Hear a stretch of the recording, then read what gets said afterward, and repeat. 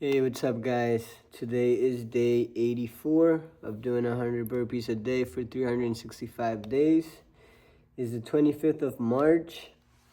We're going to continue with yesterday's video, the one I was listening to. I'm not going to lie to you guys.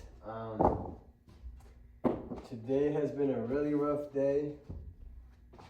And, these videos aren't getting any easier.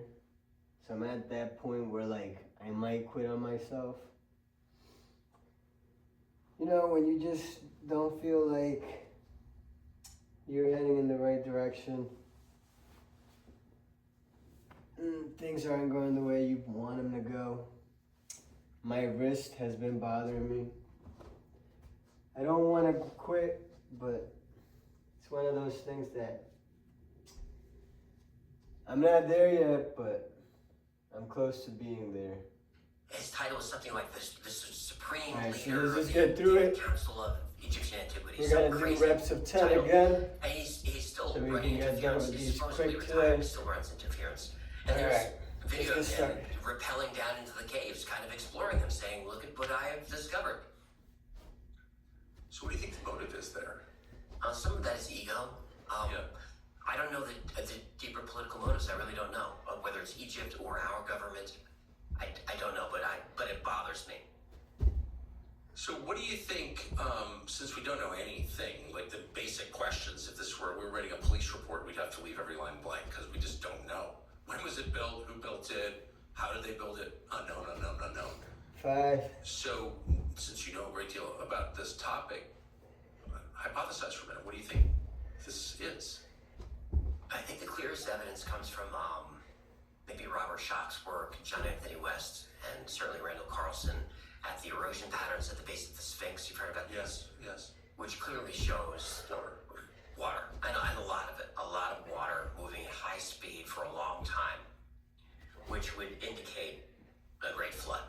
And I think all of these stories kind of go back to the story, which is the story of the Great Flood, that probably connects to the end of the Younger Dryas, whether that's the Greenland impact theory or a solar event or whatever it is. That's the first Something 10. happened that caused worldwide floods and eroded that Sphinx, which means it was there 13,500 years I ago know I've or said older. These would be the don't floods quit on that yourself. the Old Testament says were sent But to eliminate it's the easier flood. said than done. Correct. And There's I'm another at story. that point where, I don't know if you know him. He's from Gilgamesh. And his story goes like this. I'm in my head a lot. One of the gods, Enki, who's, you may know, Kinda is the just Anunnaki wanna, god. Enki tells him to Vishnu, a flood is coming. be in my own little erase world, mankind. I want you to build disappear boat. for a little Here are bit. the specifications. Take your family on the boat. But Take let's get animals to on the 20. boat. Let's go. The floods come. He's saved. He releases a dove and a raven. He finds land. He lands on a mountain. He offers a sacrifice. And he's granted immortality with God. And that story sounds awfully familiar. It does indeed. And tell me again, where is this story? That's in Gilgamesh. That's in Gilgamesh? How did I miss that? It's just because it's a small part of it. Gilgamesh is a heroic epic. Yeah. This is, a side story. But it's interesting that it's telling the story of Noah. It right down to the dove and the raven. 5. That's wild. The only thing different is I think they're reversed, and I think the dove comes back with the olive branch or something in Noah's. Is there physical evidence around the world of a great flood? Yes, all over the place. Carlson's work is fascinating about the erosion patterns all across Africa that show if you look at it from high in the sky, it looks like these kind of just waves across the landscape, but these waves are 30 feet high. So this is 3-story buildings, indicating an immense amount of water. Millions and millions of gallons of water per second just rushing across 20. the landscape. And then we see that across I'm gonna at least a desert. attempt to make it to 100 days. Not as much. Can't make any I could be promises. wrong about that because the ice sheets would have come from the North American And continent.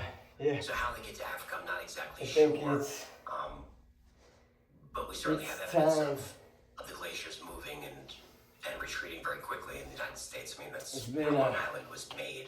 3 months. Of course. I mean, the whole country was sculpted by them not that I long love ago. your support. Maine was So covered thank you 11,000 guys. years ago. Right. It's like yesterday. Right. The It's rivers are there. just, They were there. Yeah.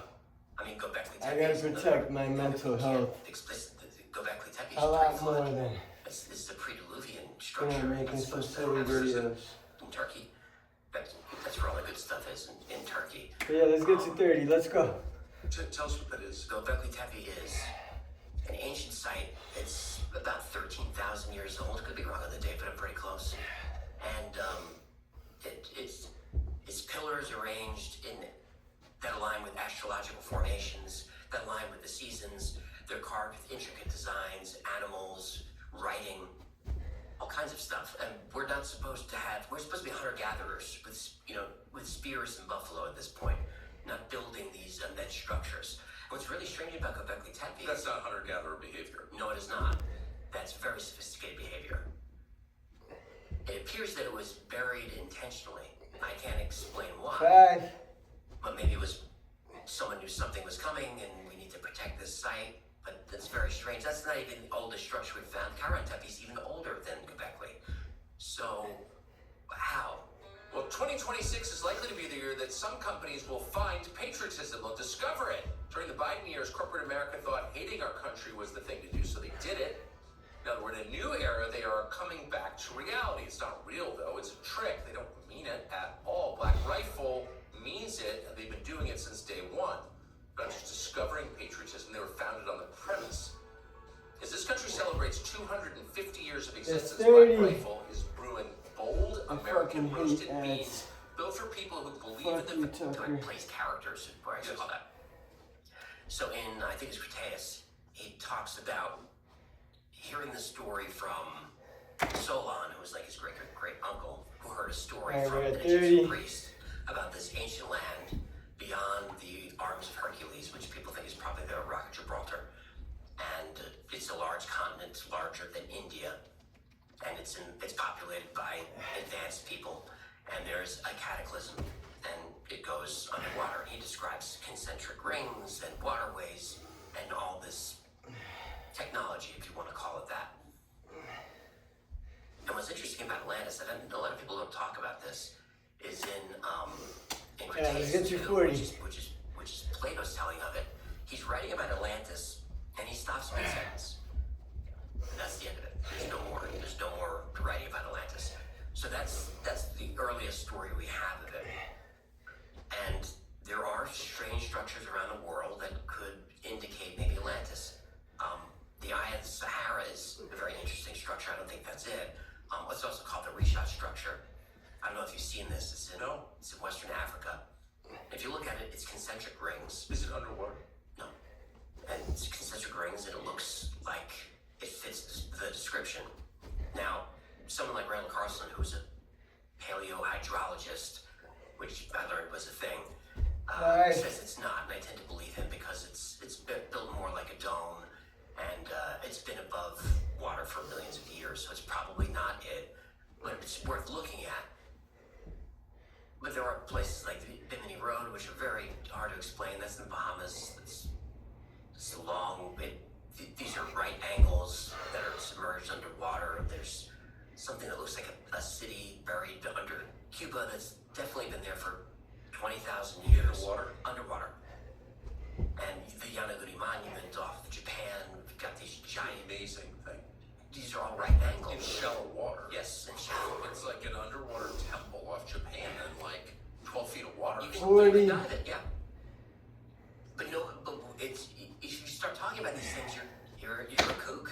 Well, it's on video and you can watch it. And the official position, correct me please if I'm wrong, What but time the is official it? position of the Japanese government is 9 minutes. Yes, rock. That's it. Rock formation's natural. no. No. Like it's this elaborate, non-natural, I hate to quit on myself, but building. I'll give you one right angle. you know, I'll let you have one right angle. I won't let you have two. I can't. I'm being a little bitch. That's all. And this was discovered pretty I recently hate by it. some fishermen or something. This was. I hate being in my head. It's just absolutely amazing. I hate not keeping my word to myself. Okay, so here's what we've established. We've established that our view of prehistory is completely just wrong. Let's get to 50. Let's because go. the physical remains of these civilizations prove Come on. our theories wrong. This couldn't happen. We know that world governments, not simply ours, but others, Japanese in this case, seem to be very committed to stopping questions about this, halting curiosity, shaming people, maybe worse. So, is it fair to say that there were civilizations in some ways as advanced as ours, tens of thousands of years ago? I can't make that leap. I'd like to, but I can't make that leap because I feel like there would be evidence of that. And I think this is where Graham Hancock gets criticized unfairly because he's never said that there's been, Atlanteans with flying ships or anything like that. All he said is, we may have been more advanced than we've been led to believe, and it deserves some more Well, explanation. that's obviously true. I mean, it's not a linear progression. So, the history that I learned, always interested in history, is that you had this kind of flowering civilization in the West. China's different, but in the West, centered at Athens and then Rome. And then Rome fell in the 5th century, and you had this thing called the Dark Ages, where we stopped building aqueducts and steam baths. And then it reemerged during the Renaissance. 50. Basically, it was like a linear progression from the caves God. to the moonshot. Just like technology building on itself, human civilization becoming ever more complex. But it was in a straight line. That's just clearly not true. No, and certainly not in Egypt, where we have basically nothing, and then suddenly we have hieroglyphics and astronomy and all, and mathematics. Everybody knows the Pythagorean theorem. How does this get harder and harder every day? He's credited with that, but that's Egyptian. The Alexandria Library. That's correct, yes. You would think it would get So, easier. Which leads us back to Aristotle, God which back to damn. Plato. Just to be clear, the current What occupants the of Egypt, fuck? the Egyptians, are not, I don't think, related to the ancient Egyptians. Let's get to 60. Let's go. I think they are. They are? I God think damn. genetically, certainly. They are. Yeah, Okay. I think don't so. know why I thought that. I think so. Thanks. Okay. Motherfucker. But civilization can certainly go backward, much farther backward than medieval Europe went. Certainly. We've got a new partner. It's a company called Cowboy Colostrum. It's a brand that is serious about I actual already started that, but And the fuck product this is designed motherfucker. to work with your body, not against Fuck your you. body. Please take her on staff. Alright, let's get to 60. And she's able to describe in detail all of these ancient places that nobody knows anything about. This is a reincarnation story. Yet she is embedded in the scientific community. She is invaluable to Egyptian research, so much so that at that time you were forced to retire at age 65. And this is a woman, by the way, working in the 50s and 60s in Egypt. She's allowed to stay on until she wants to retire because she's invaluable to the research. She says that underneath the Sphinx is where we're going to find all sorts 5. of tombs and artifacts of Nefertiti and all these famous people. She says they're down there. I don't know, but her story is very compelling to me. All right. Well, so this is like one of these speculations you could probably prove if you tried. Yes, But we lack the technology to dig now. can't dig. But we certainly have ground-penetrating radar. Yes, Presumably, if that was employed by the Egyptian authorities, over time, you could get a pretty detailed picture of what's underneath. No. well, like with Hawara, their labyrinth, they didn't see permission to scan it. 60. The permission has to come, but you still have to get your hands in the dirt. So we can scan all we want, but unless permission is granted to dig, we're just not going to know. And what would be the rationale for not allowing people to pursue their curiosity in science and all that? Again, I don't know. With the Hawara labyrinth, the excuse is Yeah. if we disrupt the We site, got 40 then left. there's a canal there. It will Holy disrupt the shit. local agriculture, which is very important to that region. So we can't disrupt the farmers. Okay. That's the reason. Science pyramids? God. We can't dig. I don't know, but we shouldn't. We should I also need to get out of my acknowledge that there fucking is head. exploration happening. God. I think Pharaoh Thutmose II was just discovered Motherfucker. a few weeks ago in the Valley of the Kings. So people are looking. I don't Alright, think let's they're get to looking 70. exactly in the right places. Let's go. There was a disc found in a tomb in Egypt maybe 100 years ago. It looks to be, it's made out of basalt, it's made out of stone. But it's the most on your phone right now. We'll just look up Egyptian tomb disc.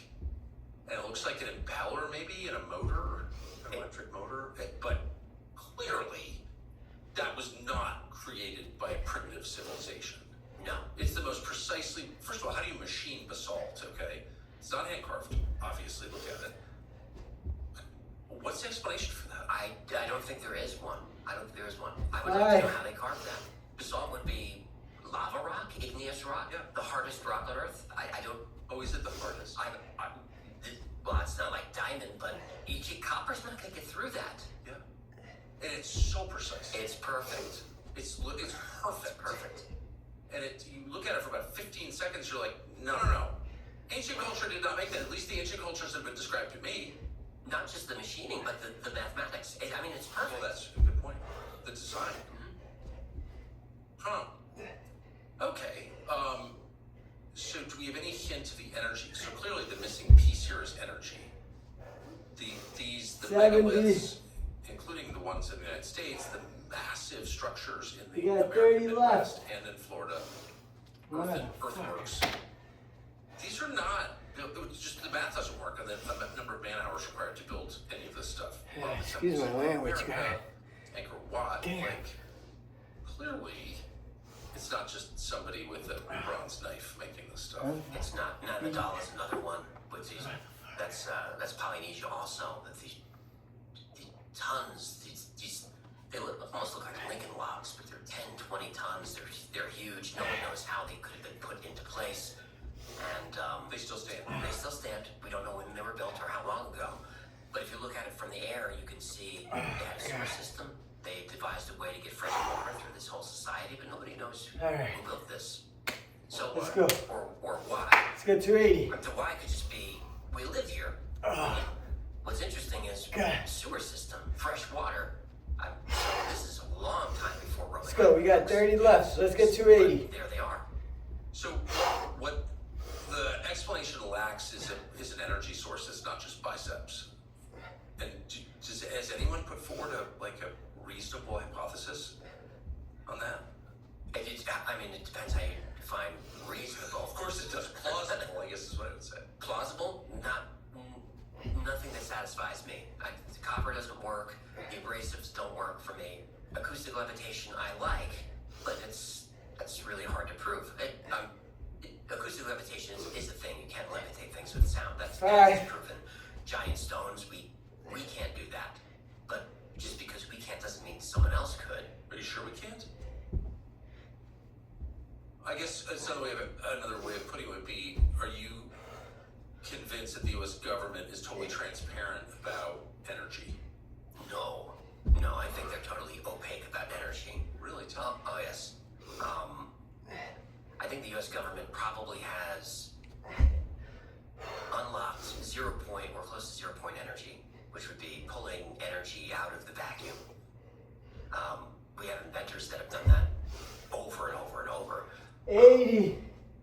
And it's making energy of apparently nothing. Well, we could start with, there's a man named Charles Pogue, who in the 30s tinkered with his carburetor and was able to get 20 left. He's proven. It was engineers, investigated, scientists. It's totally proven. 18 minutes. He's going to be a zillionaire or whatever. He's just going to transform society.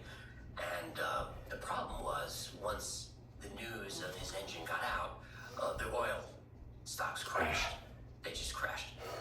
So the oil industry I know. lobbied the U.S. government. We have to. I do know something this is about the this. devil fucking And in making me feel how I 1951, the feel. Invention Secrecy Act was passed. He's not So happy. now, if you And I've patent been committed. any device that is more than He wants to 20% destroy me. that's instantly classified.